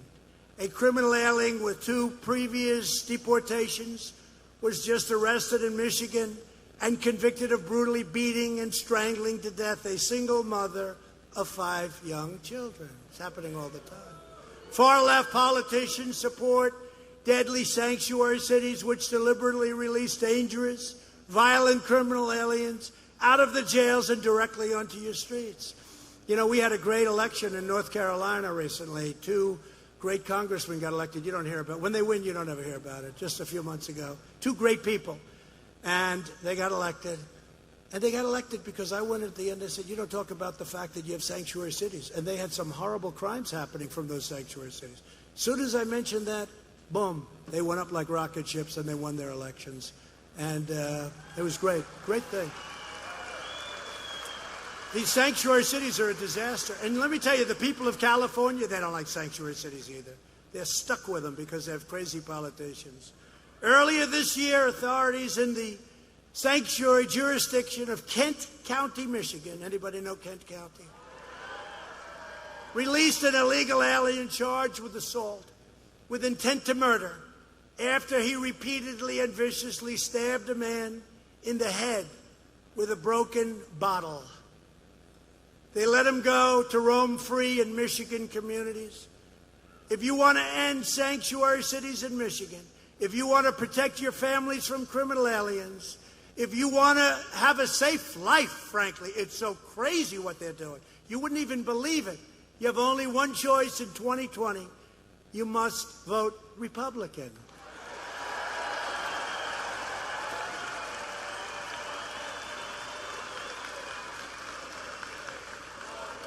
Thank you. Thank you. I'm surprised you, as you know, you do have sanctuary cities in Michigan. I was almost surprised to hear it, but you have them. It's one of those progressive things. I think they're doing a wonderful favor for the world. And now we're getting these prosecutors that, you know, you murder somebody, they give you 2 months. They fight that you don't even have to go to jail. What's going on is crazy. Thanks to our tireless efforts to secure the border, illegal crossings are down 75% since May. And we've ended catch and release. We've ended it. We could have ended it so easy. It's called a loophole. You catch them, and then you release them into our country. That's what you had to do by law. And if you don't do that, they arrest the Border Patrol people. Do you believe this? The Border Patrol people were in more danger than the criminal aliens coming in. And some of these people are not good people. Remember the caravans coming up? We called them caravans. And they're interviewing the people. I'll never forget it. One nice, innocent reporter, female reporter. And what did you do? Well, I want to come to America. Okay, good. What did you do? Murder. What? This was on live television. They didn't play that clip too long. You know, one of the beauties back there. What did you do? Murder. Oh, yeah. These are the people. Because look, when you have a caravan of 8,000 or 10,000 people, a lot of those people, do you think that Guatemala, Honduras, El Salvador, do you think they're sending us their finest? I don't think so. All right? How about the lottery? That was a Schumer deal. You know, Chuck Schumer, Crying Chuck. Crying Chuck Schumer. You know, I used to be a big contributor to him. He used to kiss my ass, Chuck Schumer. He'd do anything. He would have done anything for me. I didn't think I asked him. Get Schumer on the phone. You do this, you do that. You get him on the phone at the beach. He would have done, I didn't need anything. but he would have done anything. Now it's like, the president has not acted. Give me a break. Give me a break. Find out how much money did I give a raise to Chuck Schumer. And Chuck, give all that money back, please. Carolyn Maloney, give that money back. Every penny should come back. They act so pompous. They act so righteous. They're not righteous. They're not righteous. They're bad people. The far-left Democrats have never been more extreme than they are now. Democrats are pushing a socialist takeover of health care that will take away your coverage and take away your doctor. 180 million people are going to lose. A lot of people here now have health care finally under us. That's phenomenal. And that's what you want. They want to take it away, 180. They want you to go to a hospital ward someplace and sit there all night. I don't think so. Not in this group. And you know what? Some people, it's good. Some people. But can you imagine? They want to take away 180 million people. Great, private, highly negotiated health care where you have your own doctor. Remember Obama 28 times. 28 times. You can have your doctor. You can have your plan. Didn't work out that way, did it? I think we should impeach him for that. Let's impeach him. For that, for the IRS scandal, for the guns. Remember the guns he was giving them to anybody that wanted them? He gave guns to the worst people in the world, and then they didn't have them registered right. Not too good. Impeach him. Why didn't the Republicans impeach him? Those were really... How about giving Iran $1.8 billion in cash? How about that? By the way, I ended the Iran nuclear deal. I hope you're happy. Much different country. But how about giving Iran $1.8 billion in cash? Many big planes going over to Iran loaded up to the ceiling with cash. You know what? $1.8 billion. You ever see, like, at a casino, $1 million wrapped up? It's a big pile of stuff. That's $1 million. Now multiply it. $1.8 billion in cash he gave. So why is he allowed to do that? Did anybody try and impeach him for that? Everybody knew it was wrong. Republicans will strongly protect patients with pre-existing conditions, and we will protect your pre-existing physicians. Virtually every top Democrat also now supports late-term abortion, ripping babies straight from the mother's womb, right up until the moment of birth, right? That is why I've asked Congress to prohibit extreme late-term abortion, because Republicans believe that every child is a sacred gift of God. Democrats are now the party of high taxes, high crime, open borders, late-term abortion, socialism, and blatant corruption, and that's what it is. The Republican Party is the party of the American worker, the American family, and the American dream, and that's really what it is, too. We're also the party of the great Abraham Lincoln. A lot of people forget that, but we have to bring it up. To protect the health and safety of our citizens, we awarded $100 million to improve water infrastructure in Flint. How badly was Flint? Who were the geniuses that did that deal? You have clean water coming into Flint. They had to pay a very tiny little fee. So instead, they go into this horrible, horrible, really polluted water, and the water comes out of there. They spend hundreds of millions of dollars to save like a couple of bucks, and the water was so terrible. And it hurt the people. It hurt the people. But we're getting it fixed. And I know your previous governor was a Republican, but I was not a big fan of his. I was not. But I'm not a big fan of the one that can't fix the potholes either. We're committed to ensuring America has the cleanest air and the cleanest water on planet Earth. And that's what it's about. It's about clean air, and it's about clean, beautiful water. And it's about keeping our industry, not closing it because of the ridiculous Paris Climate Accord. How's Paris doing? I don't think too well. How's Paris doing with the yellow vests? The yellow vests. You know why? Because they raised gasoline prices so they could send the money all over the world to countries that the people in France never heard of. It's not working out too well. We're lowering prices. We're lowering taxes. We're making it possible. I mean, look at gas prices now. Look at gas prices. I recognize Israel's true capital and opened the American embassy in Jerusalem. And we also recognized Israeli sovereignty over the Golan Heights. A big deal. For years you watched as your politicians apologized. Remember? I would like to apologize. I would like to apologize. No. We don't apologize. Now you have a president who is standing up for America, and we are standing up for the great people of Michigan. You're getting your auto industry back. At stake in our present battle is the survival of the American nation. If you want your children to grow up a land of safety, we want a land of safety, justice. Well, I don't know. When I look at those FBI reports, we gotta clean up a lot. What they've done to hurt people, what they've done to hurt with Comey and these horrible people, what they've done to hurt people. I think one of the best things I did as president, a lot of people would say, with all what we've done for the economy, but one of the best things is firing James Comey's ass out of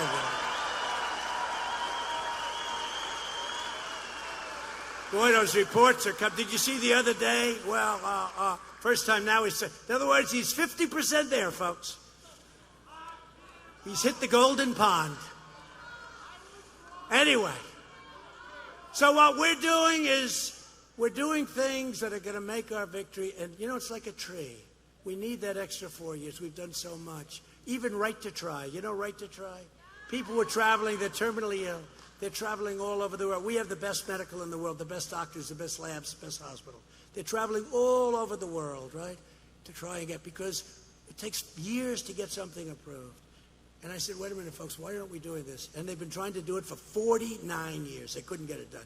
Not that easy. The drug companies didn't want the liability. The country didn't want the liability. The insurance companies didn't want the liability. I said, here's what we do. We'll sign an agreement with the people where you're exculped from all liability. That's a good idea. And it's a very strong agreement, so we can't get sued. But I said, listen, they were worried they're going to hurt people. I said, these people are terminally ill. They're terminally ill. And so we do it now. 9 months ago, all the legislators, after 49 years, so if somebody's sick, they don't have to go to Asia, they don't have to go to Europe, or if you're poor, you go home and you die. Now, what happens? Very simple. You sign that document, they work it out. You wouldn't believe how many lives are being saved. It's incredible. It's incredible. I'm very proud of it. Right to try. I hope you don't need it. You don't want it. You don't want it, okay? But if you do, it's there. With your help, we will lift millions of more of our citizens from welfare to work, dependence to independence, and poverty to prosperity. Together, we will elect a Republican Congress to create a fair, safe, sane, and lawful system of immigration. We will enact the greatest trade deals ever made. They'll result in more products proudly stamped with that beautiful phrase, made in the USA. We will achieve new breakthroughs in science and medicine. What we're doing is unbelievable. We're so far ahead of everybody. What we've done in the last 3 years with the FDA and even the speed of what we're doing. It would take 12, 13, 14 years to get things approved. It's down to a much smaller number. But we're finding new cures for childhood cancer, and we are ending the AIDS epidemic in America. We've started the process. Who would have thought that? In 10 years, it's a 10-year process, we will have ended the AIDS epidemic in America. And it could have been started before I came to office. It was just wasted time. We will defend privacy, free speech, free assembly, religious liberty, and the right to keep and bear arms.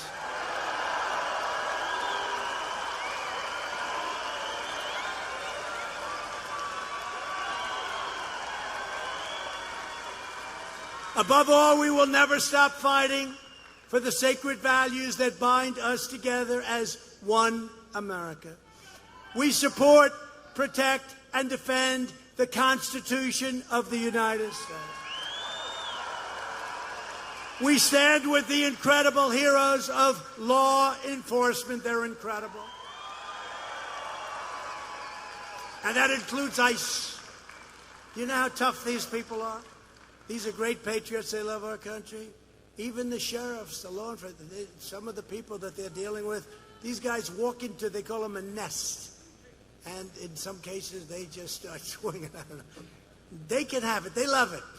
These are great. If we didn't have them, and I told you before, they're taking out bad, bad, bad people by the thousands, especially MS-13 gang members. Who's going to do that? Who's going to do that? Anybody in the front row? I don't know. What about you? You're a tough guy. You might do it. You could do it. I don't know. You might. Yeah, you could. Would you like? We're going to recruit you. I think you could. You could handle yourself. No, these are tough people, right? You got to be tough. Then they get accused. They're too tough. Oh, they're too tough. You have some of these guys. They knife people. They don't even need a gun because it's more painful. They knife the two young girls, 16 years old, beautiful. They cut them up into pieces because it was more painful than shooting them. These are animals. And then Nancy Pelosi said, I shouldn't use the term animal. And by the way, she ought to go home and take care of her district where the homeless is all over the place and the tents and the filth and the garbage is eroding right into the Pacific Ocean and into their beaches. She ought to go and take care of her district and say, did you see what's going on? And it rains, and it's filth, and it's needles, and it's drugs, and it's you-know-what. It's everything. And it goes right into those storm sewers. Storm, not sanitary, storm. And it goes right out into the Pacific Ocean, into the beaches. And we find San Francisco and Los Angeles and San Francisco, but we've just sent them a tremendous dollar fine for what they're doing. And Nancy Pelosi is playing games. She ought to go home and take care of the homeless and take care of the filth and everything. San Francisco was the most beautiful city. When you look at what's happened with the tents all over the place, where the police officers are getting sick just from walking the beat. They're getting sick. Diseases are coming back that this world hasn't seen for 30, 40, 50 years. It's a disgrace. She ought to get back and take care of her district instead of wasting time on this nonsense. We believe in the dignity of work and the sanctity of life. We believe that faith and family, not government bureaucracy, are the true American way. We believe that children should be taught to love our country, honor our history, and to always respect our great American flag. And we live by the words of our national motto, and it's always going to be up there. You know, they want to take everything down. They don't want Thomas Jefferson anymore. They don't want anything. That's a terrible thing, and we fight for it now. We fight. These words will never be taken off. I don't care where I am. If I'm up there, if I'm down here, I don't know. But we'll be fighting. We'll never take these words off. In God we trust.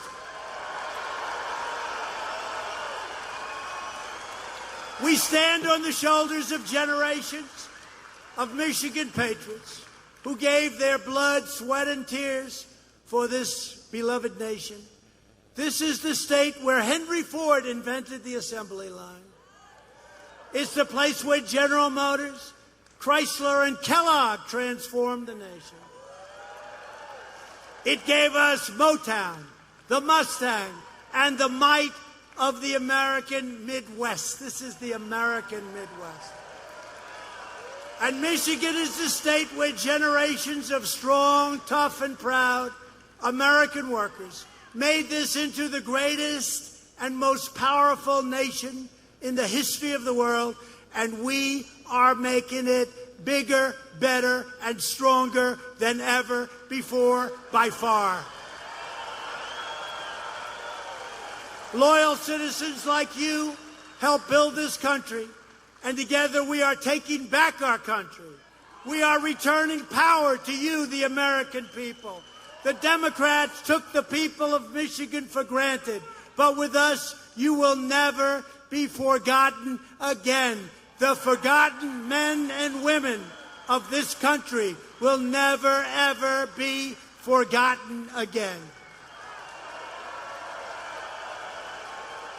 And I'm fighting for you, and I love doing it with everything that I have. And I will never, ever stop. And you know that. I will say, I could have a much easier life. Some people say, why is he doing it? You know why I'm doing it? Because we're doing the thing. And look, what we're doing is we're bringing back our country again. We're respected again. We're respected again. We are so respected, you don't even know how respected.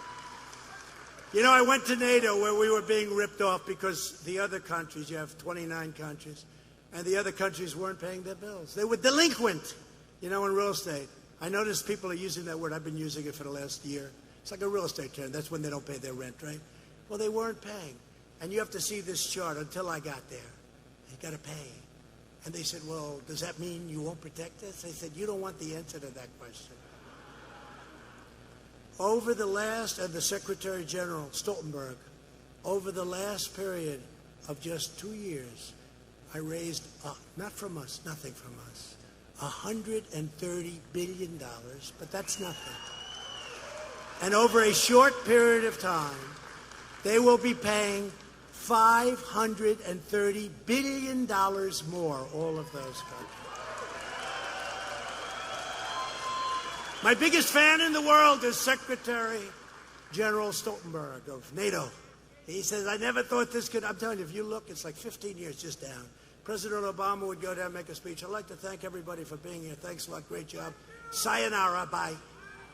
Bush. They all did. Nobody ever asked for money. We were spending for 100% of NATO.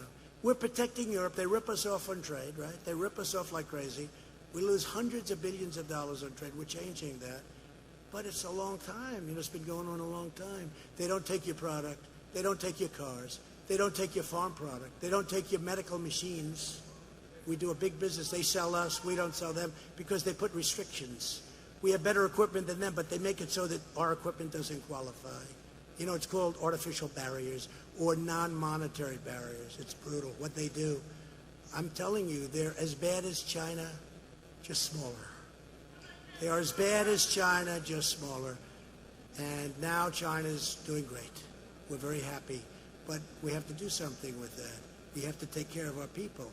We can't be ripped off by these countries. So NATO is ripping us off militarily, but now they're starting to pay big money, and that's good. We want to help them. We want to be there with them. But they have to pay. They have to pay. $530 billion, and the fake news doesn't want to even talk about it. They don't want to talk about it. They talk about other things. They don't want to talk about that. When you get a chance, though, you know, it's a couple of weeks, maybe you could say, over a short period of time, NATO countries will be paying $530 billion more. More. Not total, more. How's that? Good? That's not too bad. Nobody else could do that, I guarantee you. I won't tell you what took place in those closed-door meetings. Some of them don't like me. You know, they like Obama. Germany likes Obama. A lot of these countries, France, they like Obama. It's embarrassing. France, in France, President Obama is more popular than President Trump. Well, I should be. I just tax their wine and champagne coming into our country because they're ripping us off on the internet. Okay? If I ever become more popular, that means I'm not doing my job. You should say he's out. It's true. I could be loved in Germany. I could be loved in Germany. Oh, they'd love me. My father came from Germany, parents. And I could be loved in Germany. They'd like me so much. But then I'm not doing my job for you. Right? Have to do it. Have to do it. With your help, your devotion, your drive. We're going to keep on working. We're going to keep on fighting. We are going to keep on winning, winning, winning.